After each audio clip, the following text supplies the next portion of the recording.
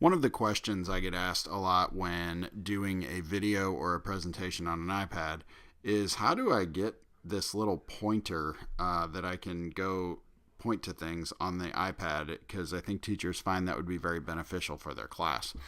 That's actually a feature called Assistive Touch, and I'm going to show you how to turn that on.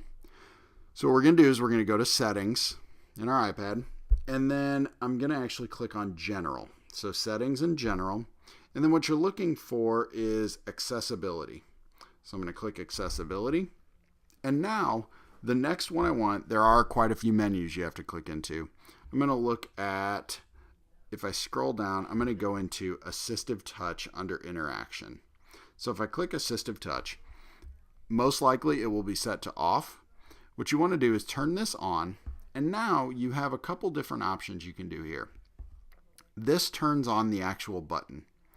One of the custom options I do, and this is totally personal preference, I change the idle opacity. It generally defaults to 40.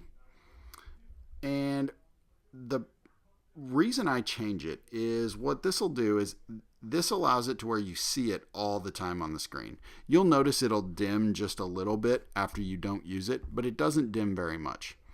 I tend to take that all the way back down to 15, so it becomes very faint on the page. But when you click on it, it becomes exactly what you want it to be. So that's what I use as that pointing device. Now you will see there are custom actions. Not only can you drag this around, you can also tap on it to open a menu. So what this is this right here, customized top level menu. You can set this to do all kinds of different options. You can see I have mine set to App Switcher and Screenshot. The reason I do that is, let's say I want to take a screenshot. I can simply click this button, and then I can click my new button I've made called Screenshot. And it takes a picture on my iPad right there. All you have to do to customize this is click this plus button, and anything you see in this list can become a button on your Assistive Touch button. So it's really customizable as to what you use a lot of the time.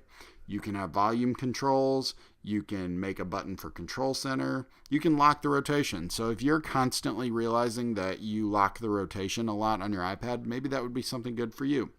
I like to utilize App Switcher and Screenshot, other than just moving it around to be a laser pointer.